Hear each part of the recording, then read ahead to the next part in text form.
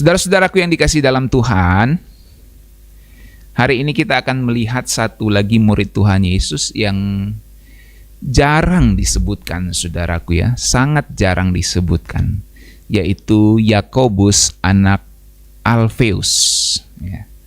Nah, saudaraku, kalau kita sering baca kitab Injil, maka kita merasa asing dengan nama Yakobus anak Alfeus.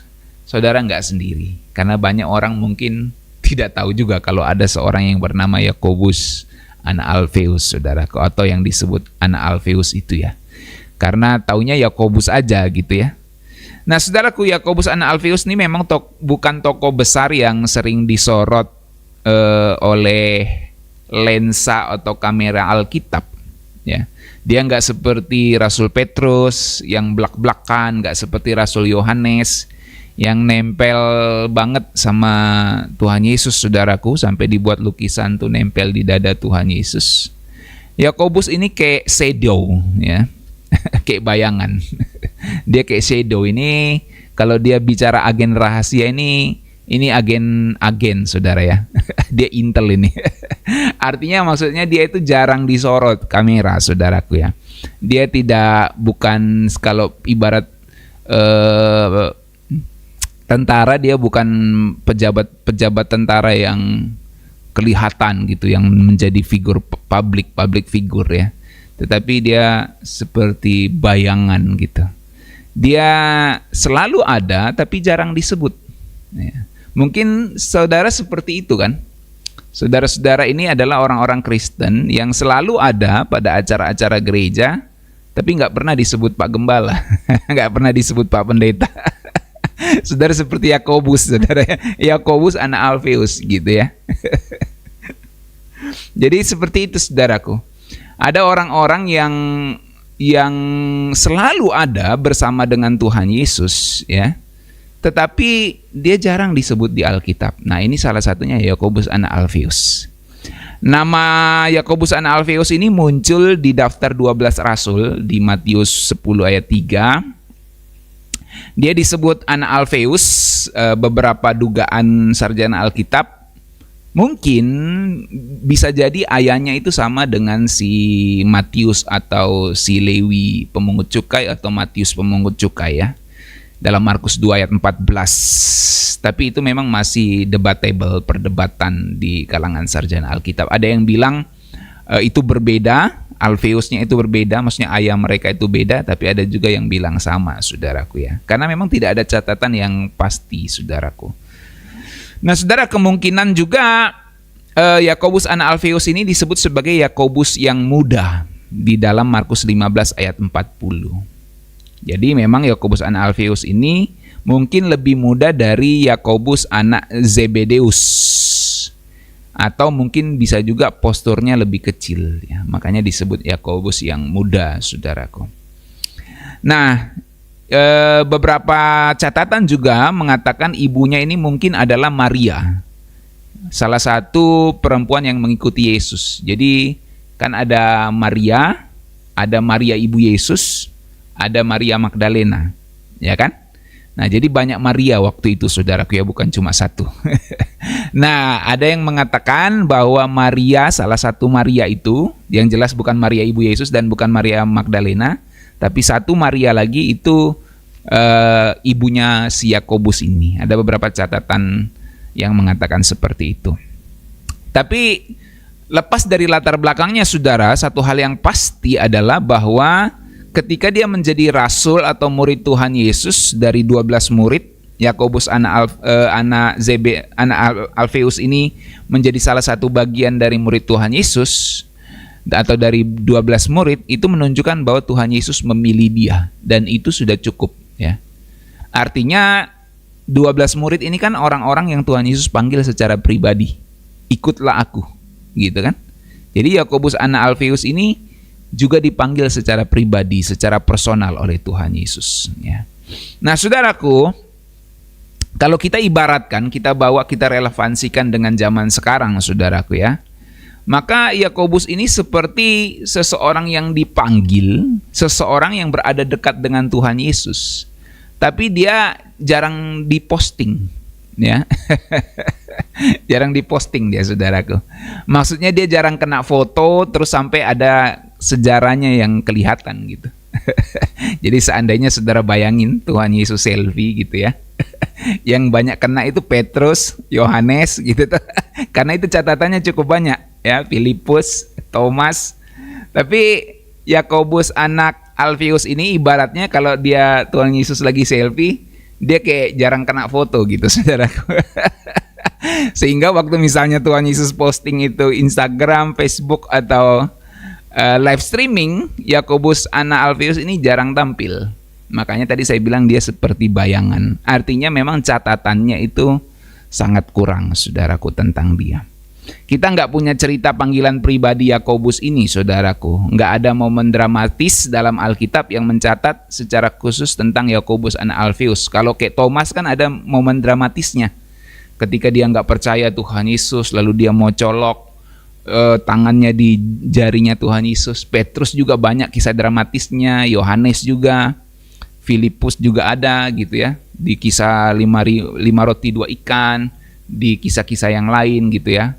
Tapi Yakobus anak Alfeus ini hampir nggak ada catatannya, ya, hampir nggak ada catatannya, saudaraku. Nggak ada momen dramatisnya ketika Tuhan Yesus panggil dia, Yakobus anak Alfeus, ikutlah aku. Nah itu nggak ada, saudaraku. Tapi kita tahu pasti itu ada, ya. Tapi tercatat secara tertulis itu nggak ada. Karena memang Tuhan Yesus panggil 12 muridnya itu secara personal, ya. Jadi memang dia orang yang dipanggil tapi jarang muncul, jarang jadi sorotan. Nah mungkin beberapa dari saudara begitu, dipanggil Tuhan tapi nggak jadi sorotan publik, nggak jadi sorotan media, bahkan mungkin nggak dipandang oleh orang-orang gitu. Nah saudara seperti Yakobus anak Alfeus nih, tapi saudara murid sejati Tuhan ya, murid sejati Tuhan, tapi nggak harus selalu diposting, artinya nggak selalu jadi sorotan ya. Jadi Yakobus anak Alfeus ini nggak banyak bicara, ya, bahkan dia nggak nulis kitab, saudaraku ya. Tapi dia selalu hadir, ya. Dan di Kisah Rasul 1 ayat 13, dan Yakobus anak Alfeus berkumpul dan berdoa, ya, bla bla bla begitu. Intinya Yakobus anak Alfeus disebutkan di situ ya. Jadi saudaraku, kadang murid yang paling setia itu adalah yang mereka yang diam-diam tapi konsisten gitu ya. Kalau Yudas Iskariot kan nggak setia tapi sering disebut juga, saudaraku ya. Dia mencuri, dia apa gitu ya. Tapi kalau Yakobus anak Alfeus ini hampir nggak ada catatan lainnya, saudaraku. Bahkan dipanggil kapanpun dia nggak pernah dicatat. Tapi yang diam-diam ini justru yang konsisten, saudaraku. Dan karya Yakobus anak Alfeus atau pelayanannya itu tidak dicatat banyak ya, tidak dicatat secara spesifik dia menyembuhkan orang sakit, tidak dicatat seperti itu secara spesifik, tapi dia bagian dari 12 rasul dan itu artinya dia dipanggil secara pribadi.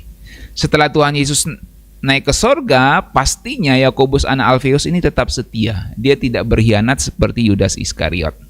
Dia hadir di ruang atas Yerusalem menunggu Roh Kudus dicurahkan. Dan tradisi gereja menyebutkan setelah peristiwa Pentakosta, Yakobus anak Alfeus ini yang penuh dengan Roh Kudus. Catatan sejarah gereja menunjukkan dia pergi memberitakan Injil ke Syria, Persia, bahkan sampai Mesir. Jadi Iran sekarang itu, saudaraku, Iran yang sekarang itu lagi konflik dengan Israel dan Amerika, itu dulu pernah diinjili oleh Yakobus anak Alfeus. Karena catatan sejarah menunjukkan Yakobus anak Alfeus ini menginjil ke Syria sampai ke Persia, ya, artinya ke Iran, sampai ke Mesir. Nah, catatan sejarah juga menunjukkan akhir hidupnya itu dia dirajam dan dipukul sampai mati karena imannya. Jadi dia dirajam, dilempar batu, tapi nggak mati, akhirnya dia dipentong, saudaraku, dipukul pakai pentungan, ya. Maka di gereja kuno itu simbol Yakobus anak Alfeus itu adalah tongkat pemukul atau kain atau penggaruk wol ya.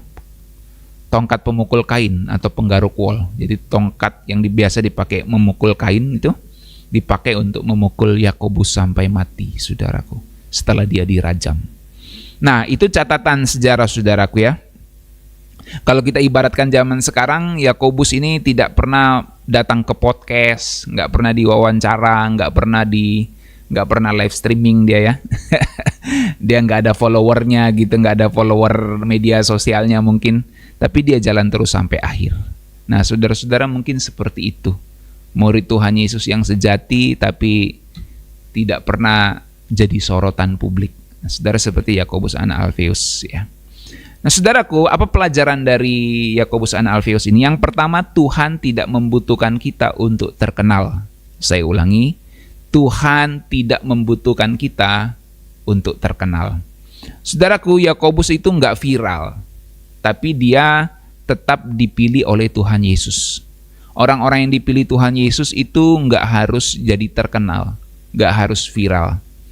Seperti Yakobus anak Alfeus, jarang catatannya saudaraku, dia jarang terposting, ya, jarang tampil, tapi yang pasti dia murid yang setia dan dipilih Tuhan Yesus. Dunia mungkin nggak kenal kita, saudaraku, tapi Tuhan mencatat namamu. Ya, mungkin saudara jarang tampil di mimbar, ya, jarang tampil di mimbar, bahkan mungkin nggak pernah tampil, tapi saudara seorang yang setia. Tuhan mencatat nama saudara, ya.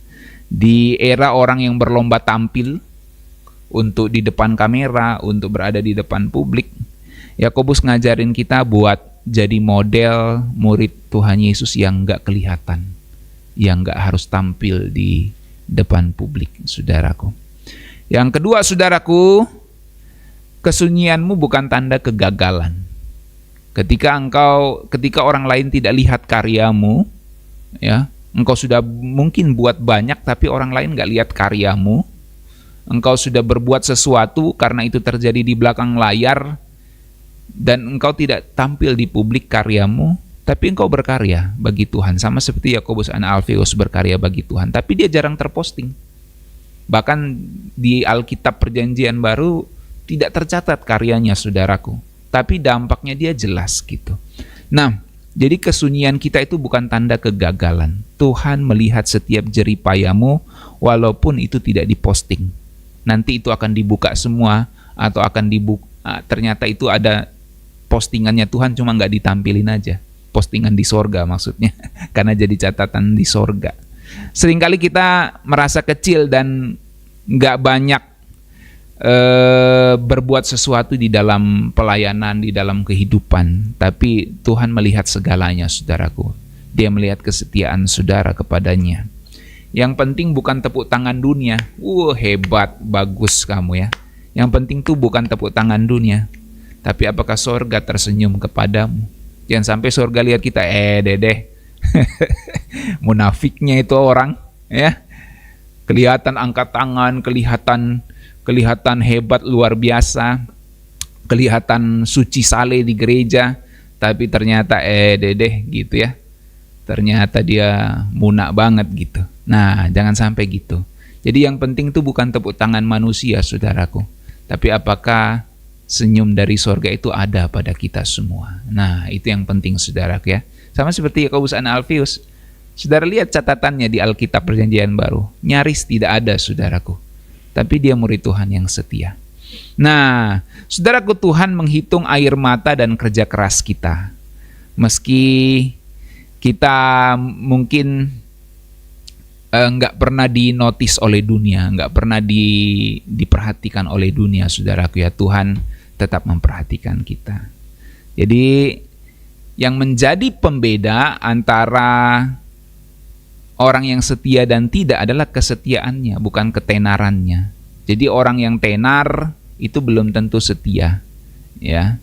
Jadi pembedanya adalah kesetiaan, bukan ketenaran. Yakobus nggak jadi penulis kitab, ya. Nggak ada kisah yang heroik yang dicatat tentang Yakobus anak Alfeus dalam Alkitab secara tertulis, ya. Tapi yang pasti dia setia, dan catatan sejarah gereja menunjukkan dia mati martir, saudaraku. Dan itu cukup untuk Tuhan, ya. Di mata Tuhan Yesus, saudaraku, yang bertahan sampai akhir itulah yang menjadi pemenang sejati, ya. Di mata Tuhan Yesus yang bertahan sampai akhir itulah yang jadi pemenang sejati. Enggak semua pejuang itu jadi sorotan, saudaraku. Saya ulangi ya, nggak semua pejuang itu jadi sorotan. Tapi ada orang-orang yang berjuang di belakang layar yang dicatat pekerjaannya oleh Tuhan. Oke, saudaraku, demikianlah renungan firman Tuhan. Apakah saudara seperti Yakobus an Alfeus yang ternyata perannya besar walaupun saudara tidak jadi sorotan? Oke, demikian firman Tuhan.